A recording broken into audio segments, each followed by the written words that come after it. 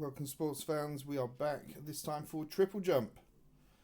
Now, if you've watched the long jump video, you will see it's pretty similar. So we're going to start off with hit the start button, fine. It starts automatically after about 3 seconds. Hold and release. So that's standard. Coming up to the board, and then once we come up to the board, again, remember if you watch that long jump video, we've got the white board, we've got the black putty, we've got the red.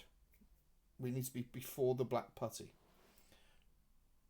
Then when you go into this one, because it's triple jump, what that does is that starts the jumping phase, the hop skip. So we will have, similar to if you're doing high jump or something like that, you've got this circle and the white line comes in, and once it gets near the center, that's when you hit it, and what you want is obviously to get 2 perfect jumps as we go through. So let's see how we go. So again, hold and release, and as with long jump, let's get an early one in. That's a good. That was a bit early. That's a perfect. And then so here, great example. So we've done this exactly the same as we did the long jump. This is a second time on a long jump, because if you watch that video, we had we did 3 fouls, which really does show. I don't edit just for the best bits. You can see on this one, it's the hop, skip, and jump. So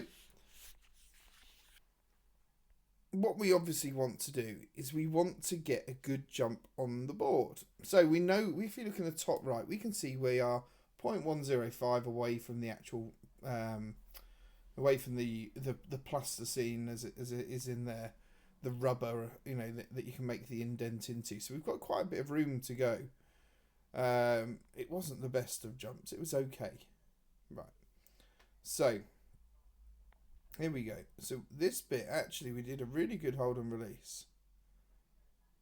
That set us up pretty well. We only went a tiny bit over there.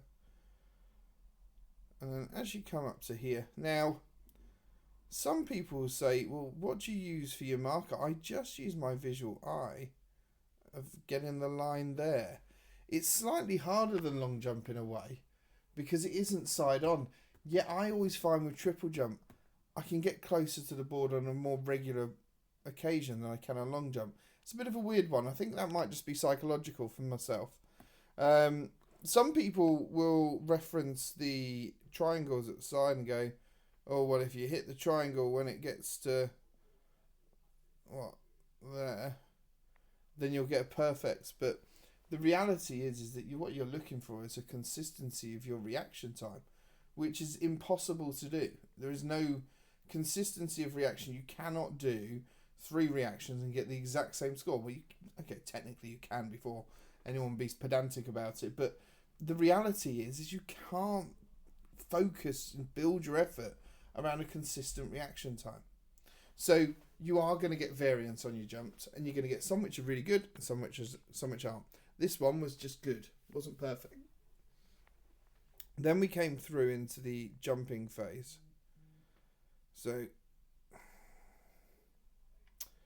if you look here, you've got this green circle. Now I've hit a tiny bit too early, just before it gets into green. Well, that you could maybe... no, you couldn't argue. I was going to argue it was in green because I could see the outline. Now the key to these circles are...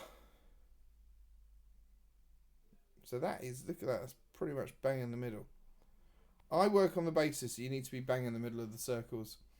If anything, be earlier in the circle than later. Once you get to that bit that's closer to the terrible, I find that your jumping distance massively goes down. When I say massively, it's all relative. It's probably going down by 0.1. But in something like triple jump, where you're looking for those extra centimetres and inches, you are looking for everything you can get. So I would try to not be hitting them when they're at the base of the perfect, and that's just that's personal preference and also personal experience of what I've noticed. So there we go. 17.6. That's a good starting place for any jump. If you're within a cut 0.2 of what you're jumping, then happy days. So we can see here, a little bit late, we've tried to push the edges a bit, and then my normal bit is on the third jump, try and rein it back a tiny bit, and we did, but look, we got, is that the exact same? 104, and we got 1593. So then, do you know the interesting thing there is 1004? Let's have a look. 1005, and we jumped further. Okay, so let's really do a comparison here, because we can, because those jumps are pretty much spot on. I think when we look at this, there's not much difference in that run up. Tiny bit over.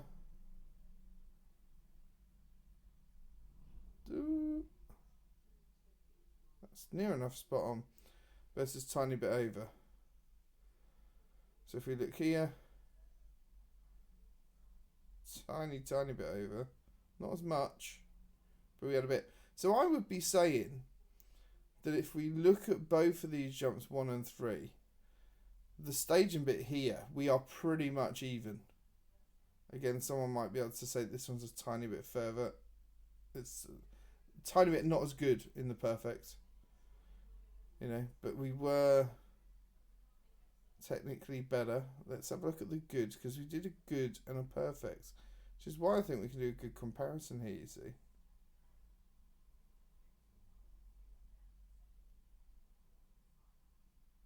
That's the perfect. It's pretty central in there. And it's all going to come down to this good. Did I press the good slightly earlier?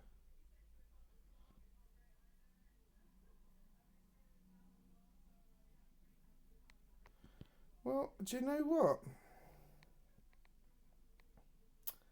It's an interesting one. You would have thought I would have looked at this beforehand. Do you know what? That good is a tiny fraction earlier than the other one. And the reason why I can look at that is when I look at that, it's, you don't see this tiny little darker ring around the white, which is what we had on jump one. So those margins are the tiny bits that make the difference. You know, if I go back here quickly, you know, we can see there those tiny margins, how they stack up. And it made the third jump worse than the first. But as I said, the main thing, get your run up right. Remember to get on the white, not on the black line, because the black line is the putty. Then you just need 2 perfects and try and get them slap bang in the middle of those circles, which I'm going to say is easy to do. I've just done a video where I've shown you that it might be easy to do, but I didn't do it. But yeah, that's the main thing. I always think with long jump, triple jump, you know, even with high jump and all of the jump, you know, there's the 3 jumping you can do. Get your marker down. Get your marker down and then push those limits. Push the edges of what you can do. It makes the event so much easier. If you go foul, you know, you've put all the pressure onto the last jump, which isn't a great place to be. If you are doing it in club champs, definitely get your first jump in, because you know you need to give yourself the best opportunity to score well. So that's triple jump.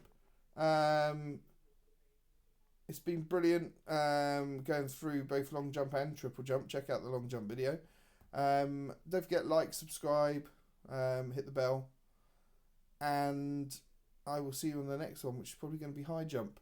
I will show you pole vault as well, so just so you can see what that looks like in its current state, but it's a bit of a mess at the moment because it's simulated. But I'll see you next time.